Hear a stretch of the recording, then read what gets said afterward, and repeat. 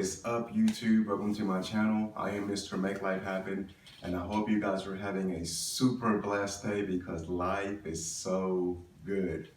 Today I want to talk about the meaning of God's name, Jehovah. So Jehovah means Yad-He Vau-He, Yad-He Vau-He. And I will post a picture up here soon so you guys can see how to spell that. So in order for you to understand the meaning of God's name, you must understand that the Bible is not secular history. It is not talking about people or events that happened thousands of years ago. So it is not history, but rather it is allegorical picture. So the Bible is symbolic. The entire thing is symbolic, and that's why it is written in the form of parables. And this is because it actually has a deeper spiritual meaning. Whenever you're reading the scripture, make sure you do not personify the characters in the Bible. So the characters in the Bible are just simply states or dimensions.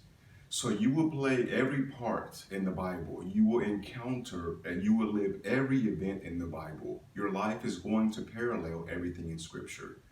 And this is because you are a spiritual being, and the Bible is actually spiritual and divine history. So keep this in mind as we go further into the meaning of God's name. So in the Bible, we have two wonderful names. We have God or Jehovah, and then we have Jesus. So the ancients, they spelled these names by using symbols. So this ancient tongue is called Hebraic language. Now this tongue is not used for speech or for talking. This was a mystical language that was never spoken. So understanding this language is kind of like a mathematician understanding symbols in math. The ancients said God's name was spelled Yad-He Vau-He, Yad-He Vau-He. And I will post a picture up here if I can figure it out. The first letter is Yad. So Yad is your I am. This is your I amness. So this is your awareness of being. So what it's saying is that your awareness of being is what creates your reality. So these are all the things that you believe in. All of these things will manifest into your world. So as you believe, it is done unto you. As you believe, it is done unto you. So Yad is your I am, your I amness. Well, the second letter is He. So we have Yad, He. So He, this is your human imagination. This is your perception. This is how you perceive yourself to be. This is the image that you hold in your mind. The image that you hold in your mind, this will mold your reality. Because remember, where the mind goes, the feet soon will follow. So He is your human imagination. This is your perception. This is how you see yourself. The third letter is Vau. So we have Yad, He, Vau. So Vau is your feelings. This is your ability to feel your desires. So when you feel your desires, you become aware of that desire. So you have to go into the feeling of it. And then once you go into the feeling of it, you're going to understand what it feels like to have that specific desire. The fourth letter is He. So we have Yad, He, Vau, He. So He represents the facts. This is when you get to witness all of the things that you have been conscious of. So you get to witness the shift in your reality. You get to see and bear witness to all of the things that you have been conscious of in your mind. And now this is something that you absolutely cannot deny. It proves to you, it is factual, that your thoughts create reality. We are told that with this name, God, or Yad-He Vau-He, all things are possible. So the name simply means what you have right now, wherever you may be. So you will always be conscious or aware of being. But you will always be aware of other people, other places, and other things all around you. You can choose the things that you don't see. You can choose to be the person that you are not. You just simply have to assume the person that you want to be and persist in this assumption. How these things will come, they'll come about, or when they will come about, is not something for you to even worry about it. If you persist in the assumption of the feeling of the wish fulfilled, it will arrive, it will manifest, it will appear in your screen of space. It is not something that you should worry about. I promise you, it will arrive right on time. Your consciousness creates your reality, point blank, period. So if you want to desire something different, then you take your attention away from what is currently in your reality. Because if you keep becoming conscious of the things that you don't want, it's going to manifest in your life over and over and over. But you have dominion over your thoughts. So do not become ignorant to these negative thoughts, and then you don't manifest the things that you desire. It is completely up to you. So with your consciousness, apply your attention towards the things that you desire and dwell in that feeling, and take your attention away from the things that you do not desire. So the name God is your awareness of being. This is your creative power. This is what creates your entire reality. So your consciousness, your I amness. This is what has created your life, your reality all along. So what the scripture is telling us is that you are God. You are the Yad-He Vav-He. So your human imagination, this is your form of prayer. And in the scripture, we are told to pray without ceasing. So this is the things that you imagine all day long. These are their mental conversations. This is the perception that you see yourself. So in order to change your outside world, you must go within and mentally see them as how you want them to be. This is how you change your reality. You have to consciously go in and impress your subconscious mind subjectively. So what is it that you want? And then you dwell in the feeling of the wish fulfilled, and your desires will harden into fact.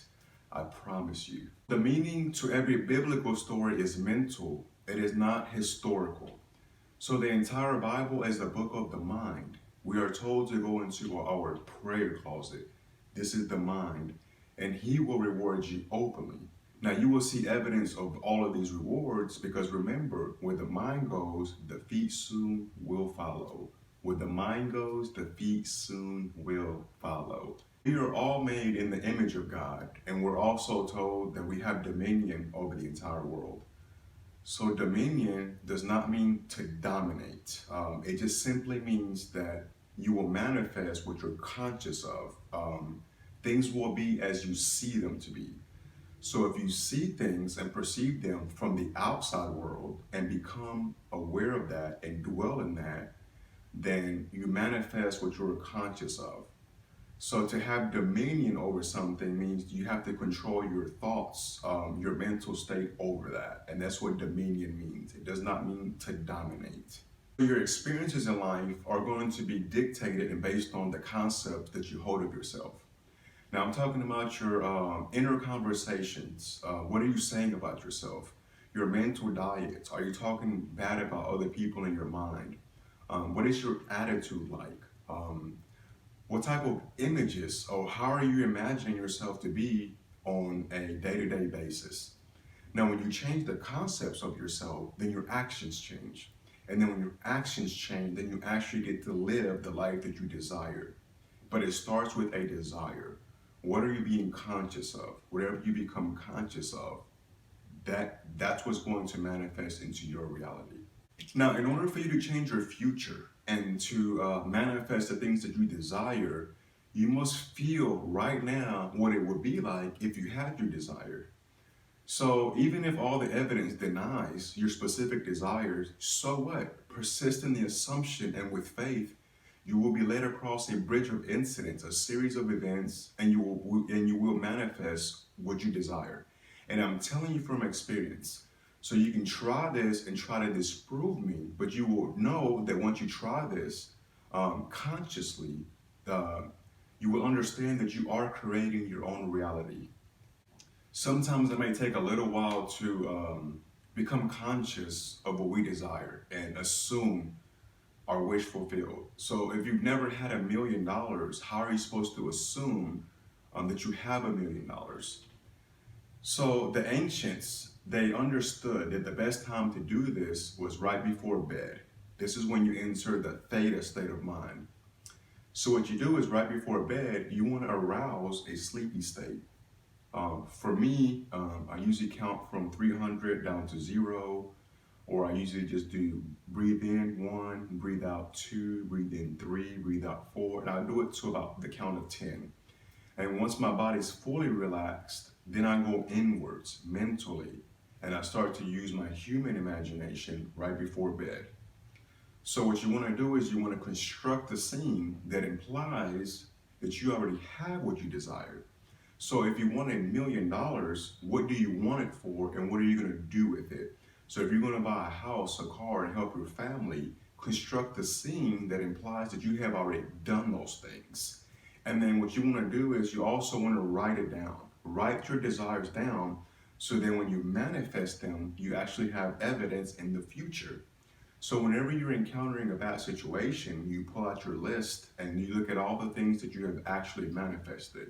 And this will actually give you evidence of your creative power, so that whenever you're in a bad situation or a situation that is not desirable, you can understand and remember that, hey, I've got myself out of these other situations, so I can get myself out of this one.